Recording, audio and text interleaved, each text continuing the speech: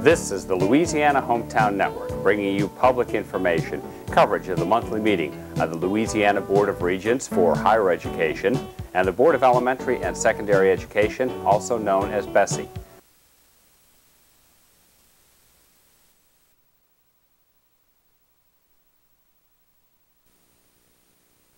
Every year at this time, I try to get the message out through the media, such as we're doing here today, that come the end of this month, December 31st, another year of eligible money will be lost to policyholders statewide. Since Hurricane Katrina, the Market of Last Resort, state-sponsored Louisiana Citizens Property Insurance Corporation, has assessed every property owner's policy insurance, both commercial and residential, in order to finish paying for the bonds. They had to issue $1.2 billion worth of bonds to finish paying their Katrina losses.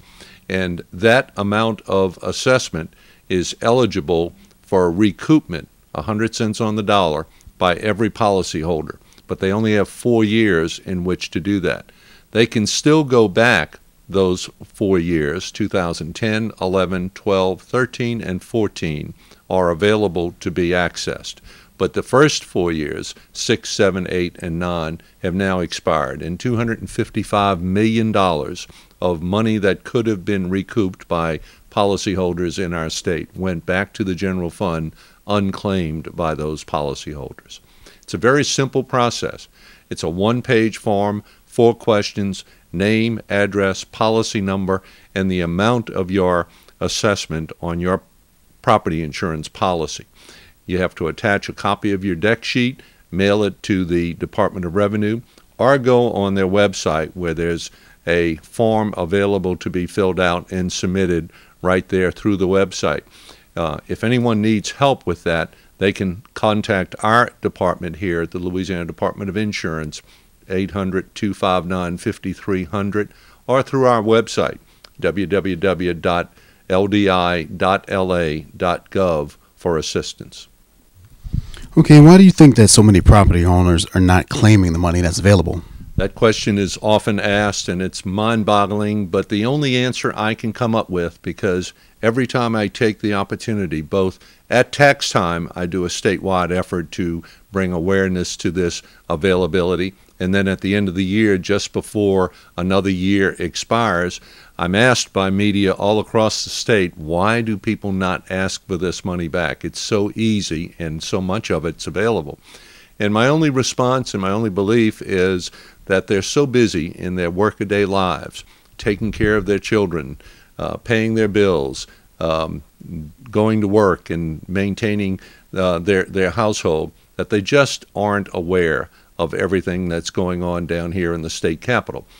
So that's why it's so helpful for media like yourself to give us the opportunity to get this message out. And every time I do it, I get stopped on the street in Shreveport or Baton Rouge or New Orleans.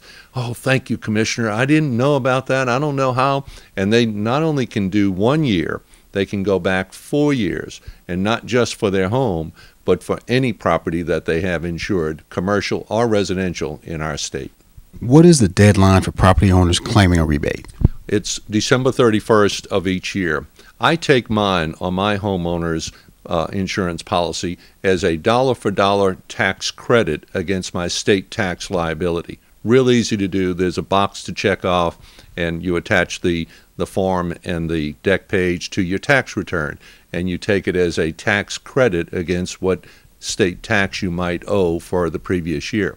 You can amend your previous 4 tax returns if you choose to do it that way, or if you happen to have another reason why you need to amend your return, you can do it at the same time. Otherwise, as with my widowed mother, who owes no state income tax, you can just fill out that, and there's a separate form for each year. That form I mentioned before with just 4 simple questions of name, address, policy number, and the amount of your assessment, and mail it in, and you'll get a check back from the Department of Revenue for that year's assessment for each property that you own that was assessed within 2 weeks. What is the Citizens Depopulation Process? It's an annual program that Louisiana Citizens Property Insurance Corporation goes through with private companies looking to take policies out of that state-sponsored market of last resort and put them on their books, their private books. It's very beneficial to everybody in the state. If you're having to get your insurance through the market of last resort, Citizens, then by law, every year, your premiums have to be adjusted upward to keep it priced above the private sector so that the state doesn't get in competition with private insurers. So your insurance is always priced higher than all of the private insurers in your area if you're getting your insurance through Citizens. The good news is that Citizens just had another very successful depopulation program. Every year in the fall after hurricane season, Citizens meets with companies interested in taking policies out of their book of business and putting them on the private company's books. A win-win situation for both those who are insured through Citizens and the other 98+% of us who get our insurance in the private sector.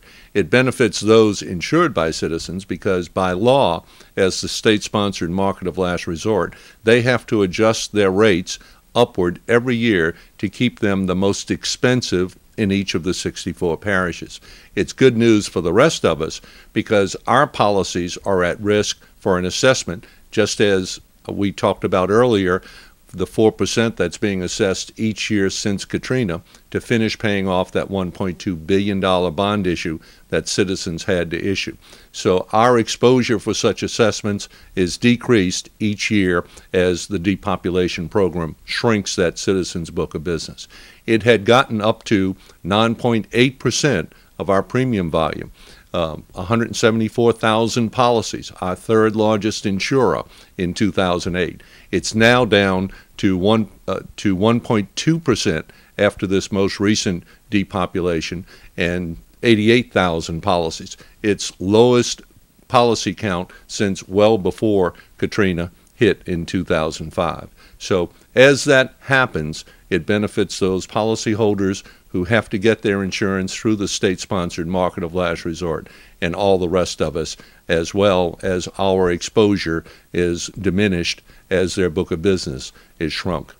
I think our environment in Louisiana, truthfully, I think we are looked upon internationally in the insurance world as the model for how to do recovery from the worst insured loss event in the history of insurance, Hurricane Katrina. Bigger than 9/11, bigger than Hurricane Andrew, which had been the record event for over a decade. Katrina cost private insurers doing business in our state $25.3 billion in losses. We only pay $2.3 billion a year for all of the property insurance we buy as a state, commercial and residential. So that's 10 years of every premium dollar we pay we collected back for Katrina losses, not counting flood losses. So as we have recovered, remarkably so, not with the big national carriers doing more business, they've retreated from coastal exposure up and down the Atlantic coast, from Massachusetts to Miami, and all around the Gulf Coast to Mexico. But we have been able to attract smaller regional companies, good solid companies backed up by our Louisiana Insurance Guarantee Association in almost every case. Surplus companies are not backed up in any state by guarantee funds.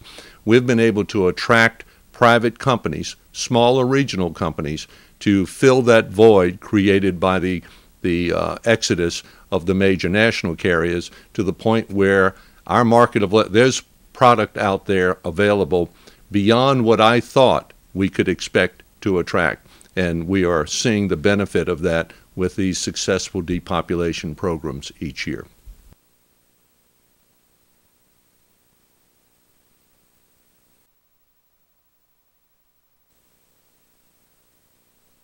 Good morning. We're all in our places with sunshiny faces. So let me just tell you, thank you so much for all that you've done for me and my family. And I want to introduce my wife, Lois, and my two sons, Myron and Brian. But also thank these ministers and Alfred Williams. He's not a minister. He needs to be prayed for.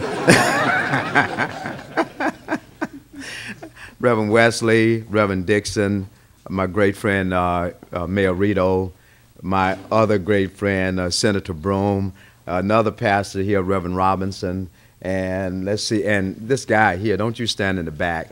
And I want him up here, and I asked him the other day when we had a meeting, I said, Pee Wee, would you join me in making this announcement?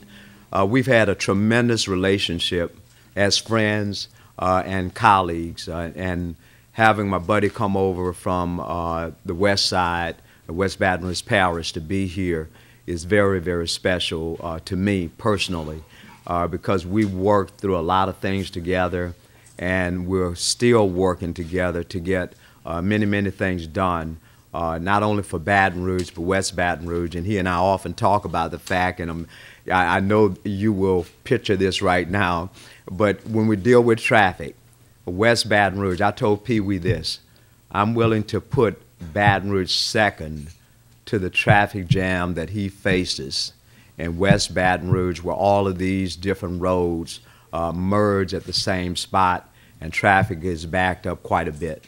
And so that's the relationship we have, and we go out and work with each other to make sure we can continue to move our parishes forward and make everything better for everybody.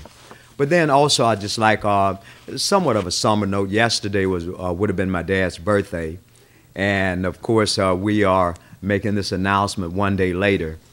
But I have to tell you a story about my dad, or I got to tell you, that's my other mom over there, Florence. You can come on over here, Florence, because her and her husband, frankly, helped to raise me, along with my mom and dad, and we miss her husband too because he passed. But here are people who, like a lot of you, just planted things in my life to make a difference.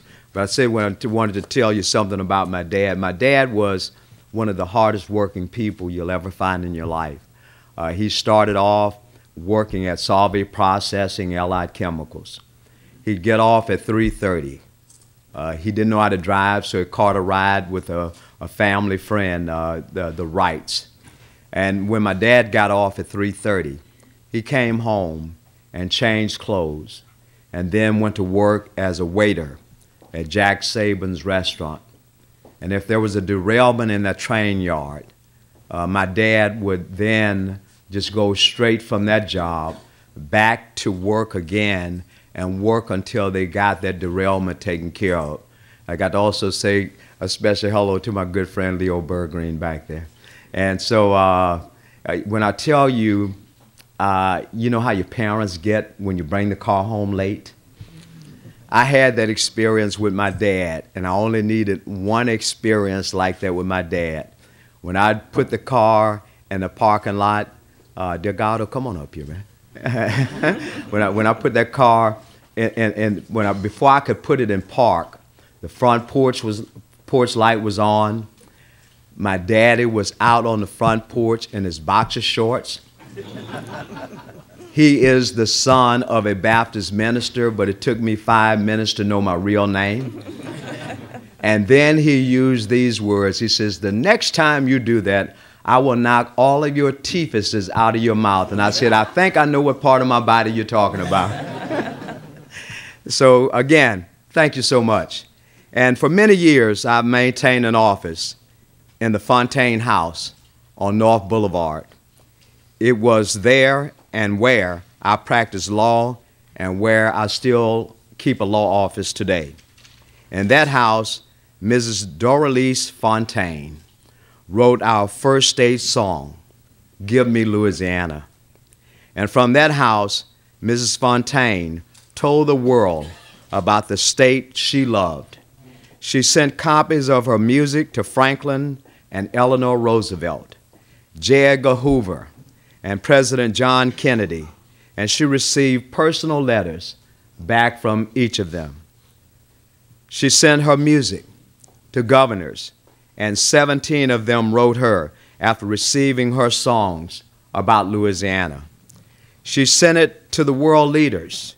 She hosted receptions for the wives of ambassadors.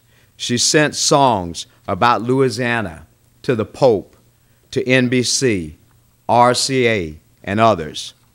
Mrs. Fontaine used her talent to tell the world about the beauty and uniqueness of the state where we were born, or where she was born, and through her lyrics, people around the world celebrated Louisiana. Our woodlands and wetlands, our rich heritage, natural resources, the softness of a sunset, our unrivaled hospitality, all the things that make Louisiana, as her song says, the grandest of all states. Doralice Fontaine loved Louisiana, and she wanted others to as well. I feel that way too. Being elected the mayor of Baton Rouge was a dream come true, and together, you and I have enjoyed what may be the best 10 years our city has ever seen.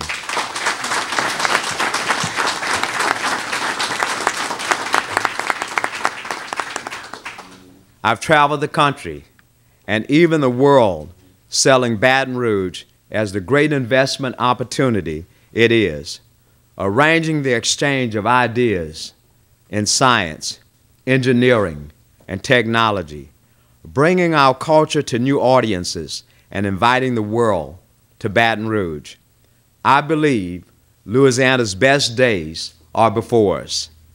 And if you remember one thing I said today, let it be that when we come together, when we work for the greater good, it's magic. When we lift ourselves from under the weight of a divisiveness, putting aside partisan bickering and parochial attitudes, forgetting about North versus South, there is simply no stopping us here in Baton Rouge. Louisiana has the talent and resources to solve problems that affect the world. So let me tell you why I believe tomorrow will be great. When I was elected mayor, Baton Rouge wasn't known for its film production. So one of my first steps as mayor was to create the Baton Rouge Film Commission, and I want to thank Liza and all those who helped to make this possible, which has recruited over 100 film productions, generating more than $500 million in our community. We weren't known as a place that could attract tourists or large conventions and shows, so we revitalized our downtown, created an arts and entertainment district, promoted our museums and libraries, updated our river center, and made Baton Rouge an exciting new destination for events like the Miss USA competition, which brought an international audience to our city. And I would also like to thank Visit Baton Rouge for all that they have done. We took a weekend in May when most people left town and turned Baton Rouge into a major tourism destination for country music fans everywhere, with the Bayou Country Superfest. When I took office as mayor, the only rankings we cared about were the football rankings. Now, don't get me wrong, I still care about those football rankings. But we've instilled a new pride in our city and parish when we started being ranked among the top cities in America for jobs, business expansions, and quality of life. And just a side note on that, let me thank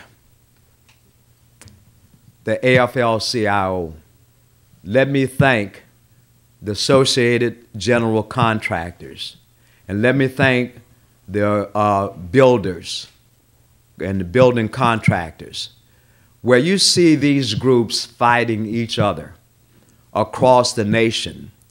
These groups are working together now to improve the quality of life for our children and for our families.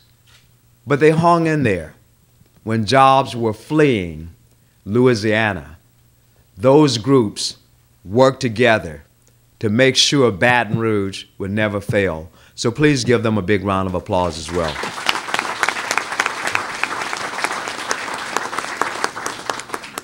Last year, the #1 major market of the year, we're talking about Baton Rouge, the #1 metro for economic growth potential, the 7th best city in America for young families, number 3 for chemical engineers, a top 25 place to retire, the 8th best place to live in America, and the list goes on. And that list was highlighted in the April edition of Sky magazine, published by Delta, whereby I had the unusual circumstance of, as I was changing planes, people kept saying, "Congratulations, Mayor." I'm going like, what are they talking about? And then I would move further down the aisle and somebody said, "Congratulations, Mayor." And again, I'm going like, what are they talking about? And then when I sat in my seat, I pulled out the Sky magazine. And the Sky magazine had a 6-page spread on Baton Rouge. And they said, Baton Rouge is booming. And what a great place this is. These are the results we've achieved for East Baton Rouge Parish and the Capital Region. And I know we can achieve great results throughout the state. I've served at many levels of government, made lasting friendships like you here today in state and federal agencies, other cities and states, and I will use this experience to serve our state. Can you see why tomorrow will be great? Just ask my friend Davis Rohr. He can tell you. Look at downtown Baton Rouge now. Look at Friday night of this past week. We had the largest crowd downtown for that celebration in the history of Baton Rouge. So again, can you see why tomorrow will be great? When we set out to make Baton Rouge America's next great city, we stopped turning our backs to the river and redeveloped our riverfront to give better access from rooftop views to new hotels and offices, bike and walking trails, and making downtown a safe, fun place for families. Through the U.S. Conference of Mayors, the National League of Cities, and groups like the Mississippi River Cities and Towns Initiative, the America's Wetland Foundation, and our water campus, I've taken an active role in working to make sure the Mississippi River is healthy and sustainable for generations to come.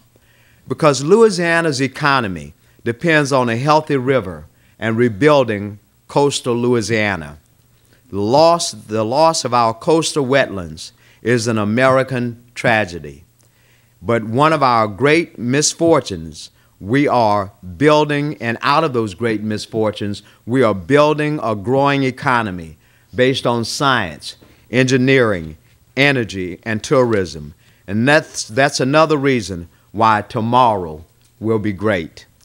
Our largest cities are the crown jewels of Louisiana: New Orleans, Shreveport, Monroe, Alexandria, Lake Charles, Lafayette, and one that I'm a little partial to, Baton Rouge.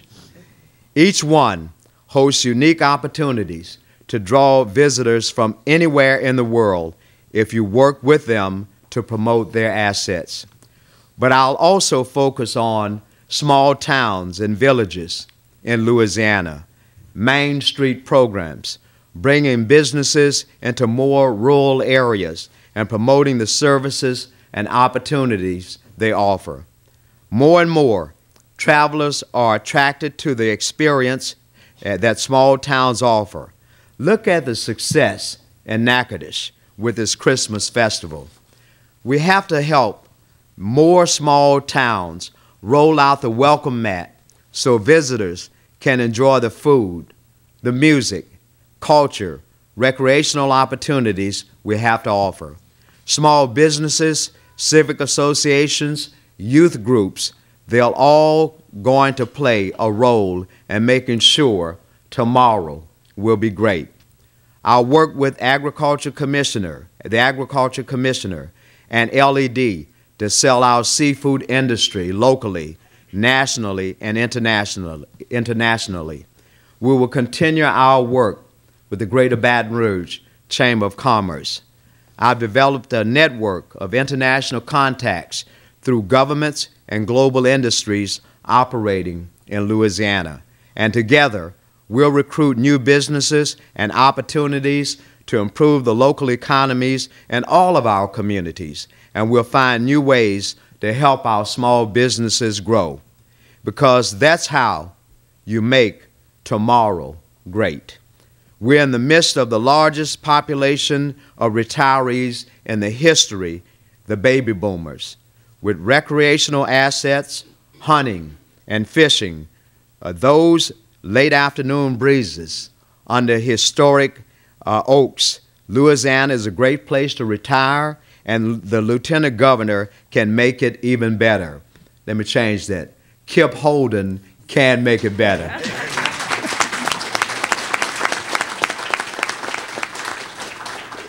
So we'll continue building the three-legged stool, which means a great place for mom and dad to retire, great jobs to keep our best and brightest here, jobs like the new IBM Center, electronic arts, sports, and other digital arts companies that bring a greater life to Louisiana.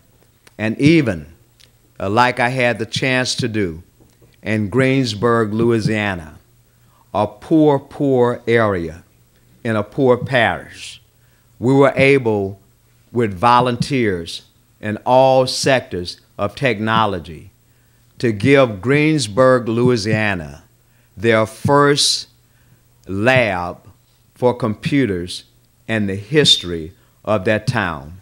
And we're going out to reach out to the small towns to say, you're not alone anymore. We have people standing in this room that can make a difference. We have companies located here that can make a difference. We can't afford to let the mom and pop grocery store close.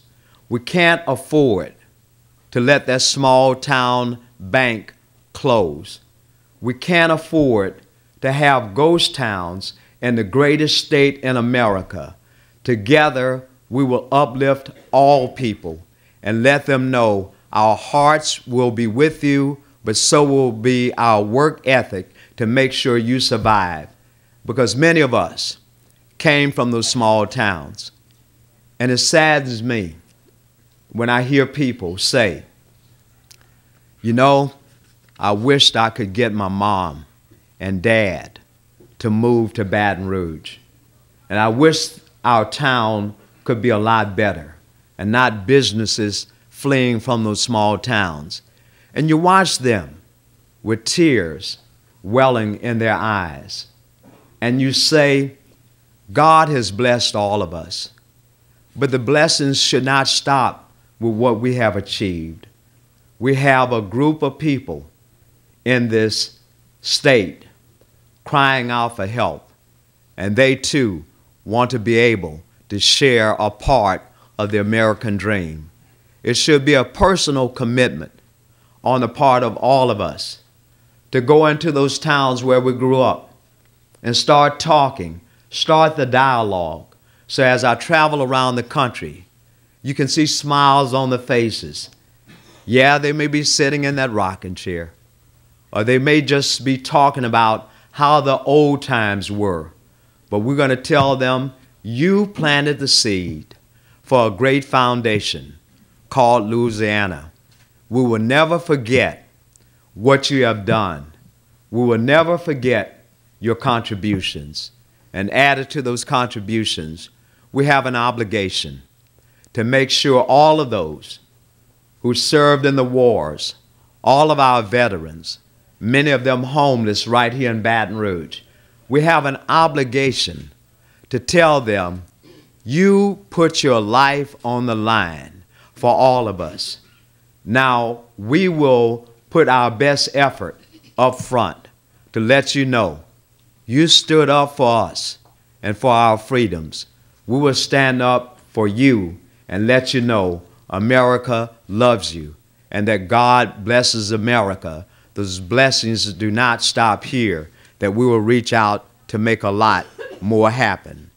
And then we have to deal with our educational system that will prepare our children for a future where families and careers are intertwined. We have a lot to be proud of and a lot to show.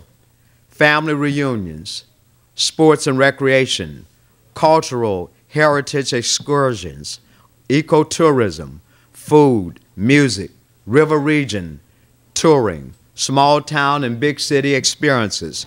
Louisiana has something for everyone. When Mrs. Doralice Fontaine said, "Give me Louisiana," she knew our state has something to offer that can't be found anywhere in the world. New York, Los Angeles, London, Paris, all great places, but I agree with Doralice. Give me Louisiana any day. Our natural beauty, our rich heritage and history, and most of all, our amazing hospitality. You are the secret weapon that has helped me sell Baton Rouge and what can help us sell our state. Tomorrow will be a great day because of the people in this room today and the people around the state who will hear about what we can do together and join us because they love Louisiana too and want to make sure tomorrow will be great for everyone. I've been a Metro Councilman, a state representative, a state senator, and now mayor president. I recruit new businesses, negotiate film and television deals, help host great arts, literary, music, and entertainment events. I'm a salesman, I'm a promoter, an advocate, and a cheerleader when needed and where needed. I've run Louisiana's most populated parish for 10 great years, thanks to you. And look what we've done together. I want to be your next lieutenant governor because the job is not a stepping stone for me. It's not a bureaucratic outpost. It's an opportunity to lift up every corner of our state to the world and say, I'm in Louisiana, tomorrow will be great. So come and join us.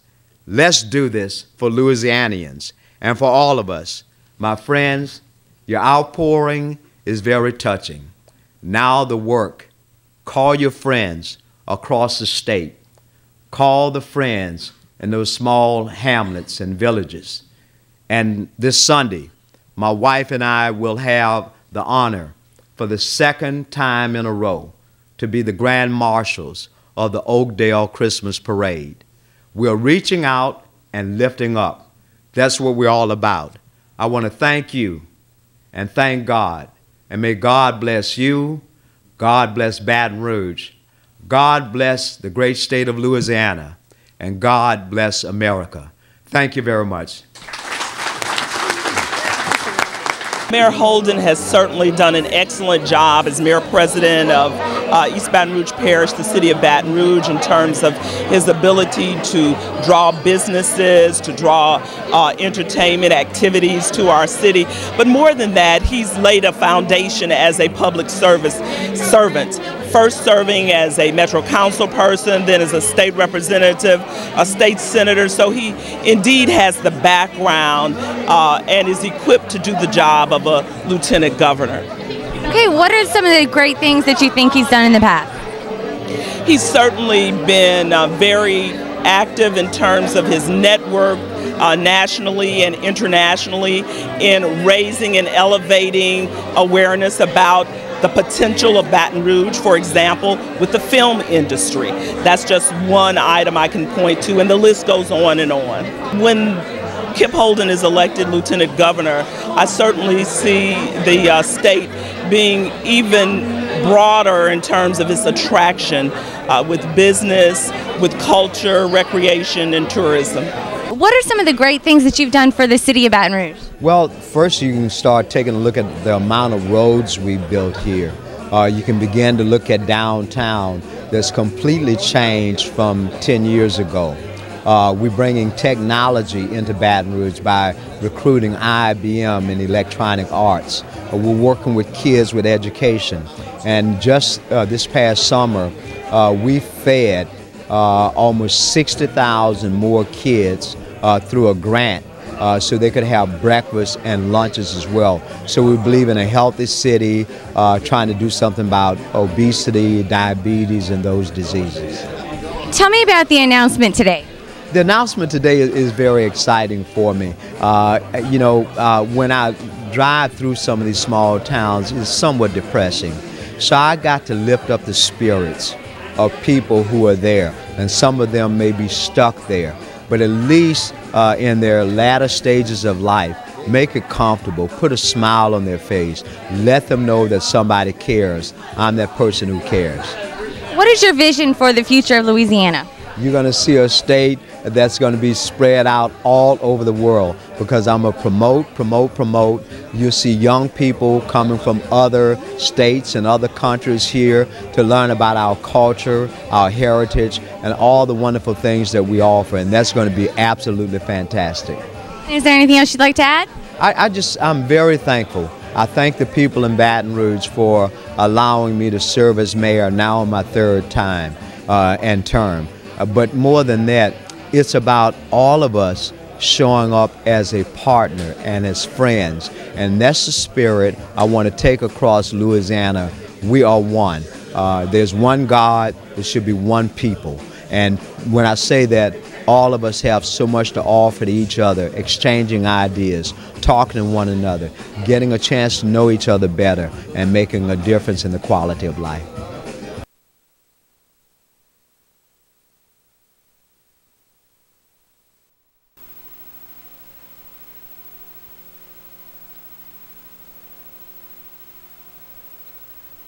We're at the 2014 Governor's Outstanding Leadership and Disabilities Awards. We recognize persons and individuals and other entities that benefits the lives of persons with disabilities. We're proud and honored to host this ceremony because it's very important, because some people focus on the negative stereotypes about disabilities, but we're proud to show the world that people with disabilities have so much to offer, and we celebrate with all of the recipients in this year's award ceremony. We've handed out 11 awards ranging in different categories, from the Veteran of the Year, the Youth of the Year, the Direct Support Professional of the Year, the Service Animal of the Year. Our nomination committee selected these individuals based on what they've done in the community, how they serve persons with disabilities, and how they selflessly and generously gave to benefit the lives of persons with disabilities. And these individuals created different programs, they volunteered their time, they've given up so much effort and went beyond themselves to contribute to make the lives of persons with disabilities easier. Our office has programs and initiatives that foster and invoke greater awareness for inclusion and disability awareness. We have constituent services and other programs available for constituents to reach out to us and get assistance. How do you feel about the governor's office and what they do for people with disabilities? I'm on a lot of programs through the state, so I commend them. They're doing an excellent job. And it seems like they want to do more, so keep doing what they're doing. They're great. What was your role today in this awards ceremony? I was a guest speaker, presented a speech, and given an award. This was a great event, and very inspiring to just do more. Tell us about the award that you won today. Yeah, I was really amazed because I won the Patsy Barrett Award. I was invited to lunch 2 weeks ago by Paige McCraney, who leads the mayor's committee on disabilities, and she invited me to lunch, and I said, that's just fine. And at the lunch, I saw it wasn't just Paige, it was several other people, and then I was told that I'm getting an award, which has really amazed me. So I'm delighted and excited and surprised that they thought enough of what I've been doing to give me an award. What does the award mean to you? It means that some people recognize that I've been working hard, and just really that what I've been doing has been useful to people, That's really the most important thing. Having ramps in restaurants and having ramps in other places. And now I'm going to be working on having parking lots that have room to have a van and open up a lift and have a wheelchair into the, in the parking lot. That these things will be acceptable and ordinary. That they're still not, even many years after ADA was passed. These things are still not acceptable, and there are still restaurants that have high steps to the restaurants, and I'm working on it. First off, I'm very humbled. I think it's a great honor, specifically because it was I was nominated by my peers, and it was actually presented to me by the person that nominated me. So, to me, I don't see any greater honor that you could have than to win something that your peers feel that you should deserve. We're all humbled. I feel like there are probably thousands of others in the state that could have honestly and easily won this award before I did. But it's quite an honor to represent the many people of Louisiana who should be up here on stage receiving an award like this. It's humbling, I never pursued to win any awards. They always pursue me, and when you win something like that, someone nominates you for an award, it's always quite humbling. I'm just baffled for words. I work for a very supportive agency for individuals with developmental disabilities, and it's just so honoring to be honored for a job that I enjoy doing. It doesn't even seem like a job. I just enjoy the people that I work with, the people that I work for, and I go to work every day just hoping to touch or change a life of the individuals that I serve. And ResCare is awesome, an awesome agency, and I am so blessed to be one of their employees. And I heard you say a little bit about your family has to sacrifice a little bit because you devote so much time to your work. Tell us about that. Well, I have a 16-year-old daughter, Renatia, and I have a 5-year-old daughter, Angel, who's present. And they're active. My 16-year-old's in cheerleading and band. She goes to Thibodeau High School. And my mom is awesome. Her name's Miss Jean. Everybody affectionately calls her Miss Jean. And she just picks up the pieces. I may get them off to school, but for cheer practice after school, I'm still on the clock working, making sure things are going well in my 2 group homes that I manage, Beaujolais and Jenna Court. And it's an automatic thing. It's almost as if it's my mom's job. Okay, let me make sure Renatia gets to cheer practice on time. Is Renatia home? Is Jill off the bus? Do I give them their evening snacks? She is doing for my kids what I'm able to do for other kids who are in my group homes. So I greatly appreciate the sacrifice that my mom gives up her time, and my kids, who do not mind me not being there as much for them, so that I can be there for my individuals that I support. So that's the sacrifices that my family makes. And I have awesome staff. I love them. Miss Brenda, Mr. Bobby Boyd, they're here with me today. They are awesome. Anything I ask of them to do, it's done. They work with any of my other staff, making sure appointments are ran, the home is done. I can just go on and on and on. I just have such awesome supporting team with ResCare. Miss Jennifer, I mentioned Miss Jennifer Vath, my executive director. She'll be leaving us. She's retiring to spend more time with her family, who's growing up. And we've been together for like 19 years. We've seen each other move up in the company. And I am just kind of emotional with her leaving. But it's a good move, and Miss Tammy Bartate took a little time out to come and enjoy, sharing this recipient of this award with me, and my supervisor, Brandon Adams. Oh my God, he is just my backbone, my support, my listening ear, my sounding board. Put our heads together, okay, this is what we're gonna do, and we get things accomplished for the better of our individuals that we serve. Come as a surprise to me and my family members, and the people that nominated me kept it under wraps because I had another event I'm speaking at today at 6, so I kind of thought they were all getting together for that, and then they bombarded me with this. But it was very, very overwhelming, and I hope I give credit to everyone that was due. And specifically about veterans, tell us what you do to help them. We have a nonprofit. My wife and I started a nonprofit, and we work with the grassroots level of the local veterans. I started off doing fundraisers for the Wounded Warrior Project some years ago, and I had a conversation with the local commanders of Houston that's over the executive in this area, and he said a lot of them are falling through the cracks. their paperwork hasn't went through, or they're for some reason or other they can't get their paperwork in order and they're waiting on the VA. So I said, well, send me them. And I thought it would be 2 or 3 or 4, and it ended up being hundreds. So we were blessed that way. We get them until they get their paperwork for their DD-214s. With the military, we help them. We help them through the VA system, and we kind of fill in the gap. If they need help with groceries, clothes, medical expenses, a teeth filled, a car note, we raise the money to do that. And it's just been a blessing. We've had so many people help us.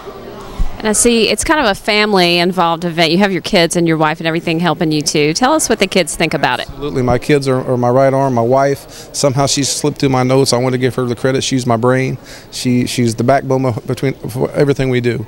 She sets up my speaking engagements. She stays on the phone for hours with Veterans Administration, with social services to help families, disabled vets to get the services they need. My kids have started, my oldest started volunteering at 3 years old. She's now 16. My youngest has done it forever. The money they raise, they bought over 300 wheelchairs with the money they've raised. It's bake sales, and I couldn't be happier. Somehow we've instilled something right in them to want to give back, and they love it. It's not a job to them. They enjoy it.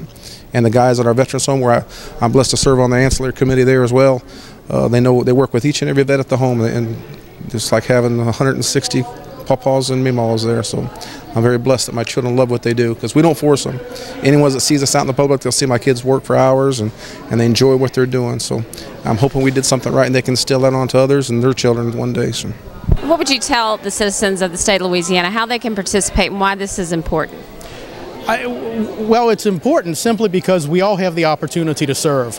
We all have the opportunity to be out in the communities to help, whether it be the elderly or the young children of our community or the handicapped or whoever it may be, especially the veterans, as we celebrated Veterans Day yesterday. There are so many opportunities out there to serve and to simply be a good citizen in the state and to be a good person. If you could spread any message to everyone about how they can help disabled people and things like that, what would you say? To just get out and encourage them and let them know that they can accomplish whatever they set their minds to do. Like I mentioned earlier when I received the award, we're all here to aspire to inspire before we expire. So get out and do everything that you can, and don't let anyone tell you that you cannot do something, because you can. Whatever you set your mind to do, you can do.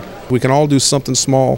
When we first started, we didn't know what to do. You know, my oldest daughter cooked some cookies one day, and she said, "Dad, before you speak at the Veterans Home or at the VA event, can I sell some cookies?" And I said, "Yeah." And well, now she's bought hundreds of wheelchairs. You know, so we can all start somewhere with some little bitty thing. You know, I try to tell people when I'm speaking, I'll be speaking today to some high school kids at a library. We can start with the small things. If it's pick up your neighbor's paper at the street if they have a disability, because that walk to the street corner could be Mount Rushmore to them if they have a disability. So they can start with doing that. Taking the trash. Teach your teenage kid to find whoever in the neighborhood needs help. Take the trash back and forth to the road. Small things turn into great things. I want to thank everybody and everyone that can do something. You know, one of the things I was going to say, we all can't do great things. We all can't put on big festivals and big fishing returns, but we can all do little bitty things, and it helps. If you could tell other people with disabilities anything to encourage them, what would you tell them? Don't be afraid to ask for help to get what you want. If you need help, ask for it, and always try. Don't give up. If something's difficult for you to do, be innovative and find a way to get it done, because you can do anything. Just keep on doing what you're doing. I mean, never give up on yourself. You can achieve anything you set your mind to. I mean, the sky is the limit, and you got to keep on striving to get to where you're going, or where you want to be. All the hard work you do, it really pays off. If you want anything, no matter what your circumstances are or what challenges or obstacles you face, you can overcome them and really do whatever you want to do if you put in the work for it. You're your biggest limit. I tell others with disabilities not to give up, not because you have a disability doesn't mean you need to stop your goals from achieving anything, whether it just be working, going back to school, being involved in the community. You could still do all the things that you would with an abled body. If people want more information about what your office does, where can they go? They can go to la.gov and look for the governor's website and click on the disability tab for more information about our office and programs.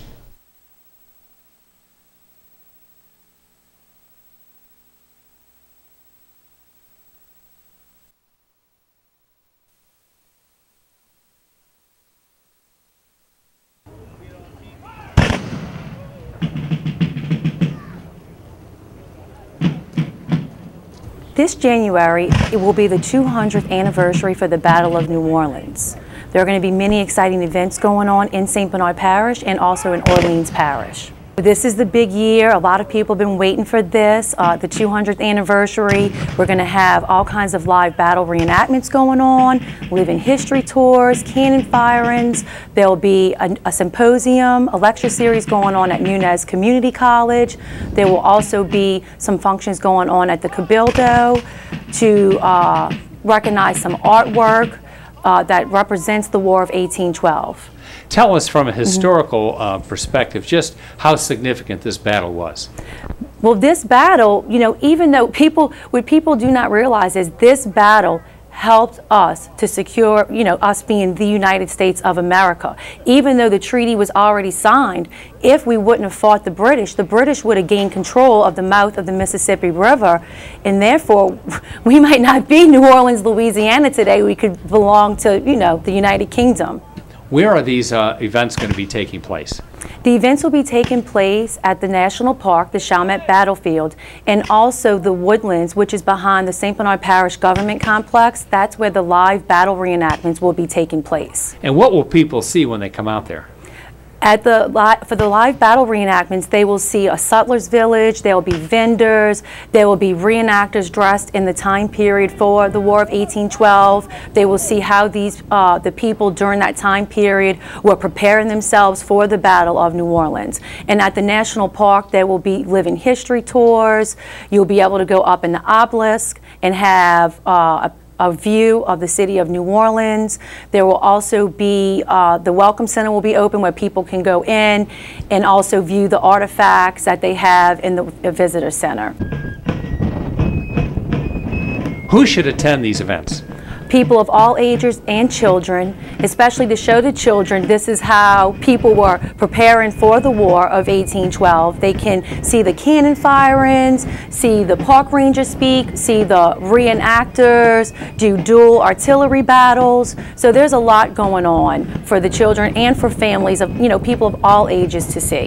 When do all these events begin? The events will begin on January 8th. January 8th will be the wreath laying ceremony that will happen at the Chalmette Battlefield. Then we will head over to Jackson Square for 11:30 for another dedication for the War of 1812, the Battle of New Orleans.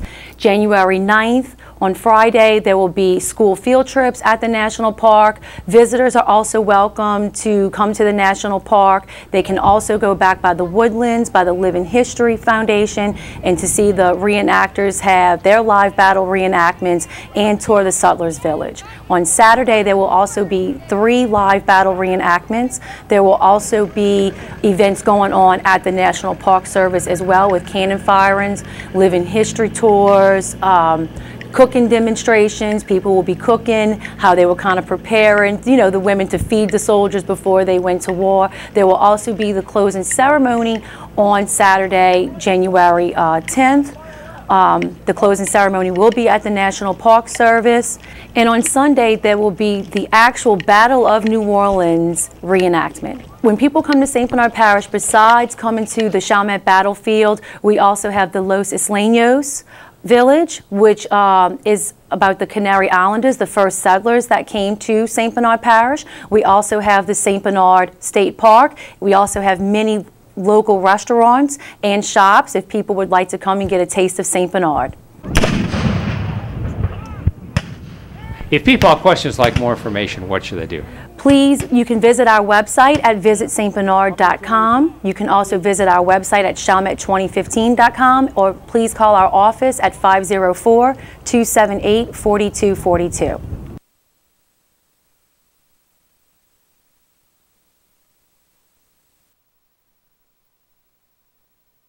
Hi, I'm Parish President Natalie Rowbottom in St. John the Baptist Parish, and we'd like to welcome you to our Shop Local, Shop St. John campaign. This is our second year with this campaign, and its focus is to help support our small and local businesses here in St. John, and we encourage you to come and enjoy the experience, the Christmas experience here in St. John the Baptist Parish. Small businesses and local businesses are the backbone of our community. They support and hire our residents. They also support and hire people throughout the community that have family members who are often asking for donations and contributions and sponsorships to our quality of life and sports and recreation programs here. So we definitely want you to stay here in St. John, support the businesses that support you, and understand why it's important to keep your tax dollars here in St. John. And what are those tax dollars used for? Well, they're used for just about everything. The basic services that you receive, you know, water, sewer, roads, all the activities that we sponsor through our recreational programs. Economic development is critical to the future of St. John, and it starts with our small businesses here in the parish. The benefits of shopping local is that we have items to offer here in St. John that you can't find anywhere else. They're unique to St. John the Baptist Parish. When you shop locally here in St. John, our tax dollars stay here locally to help our schools. We know that St. John doesn't have everything that you want, but we have a lot of things, and we encourage you to visit our website and see the small businesses that are available. We encourage our small businesses to sign up on our economic development website so that we can help promote what we do have here locally. But we have a great variety of gifts. We have lots of food. We have you know, specialty items, and we encourage you to just come out and visit St. John and take advantage of it if you're not from here. But we also encourage our residents who may not know of some of the places that are here to at least browse around and see what's here in St. John and shop locally, shop St. John. What about visitors? How easy is it to get to St. John Parish? Well, of course, we think we're very easy from New Orleans and Baton Rouge. We're directly in the middle along Interstate 10, or you can take Airline Highway. There are two exits, exit 209 and 206, that'll bring you to the heart of the parish. And we would just encourage you to take that drive, you know, between the two, visit Airline Highway and see all that we have to offer here. If people have questions like more information, what should they do? They could go to the St. John the Baptist Parish website at sjbparish.com. There's an economic development website, and then our entire website is very user-friendly, lots of information there. You can find out what's happening here. You can get a list of the stores. You can get a map of the area, and you'll get a feel for what's happening here in St. John, and we definitely want to entice you to come.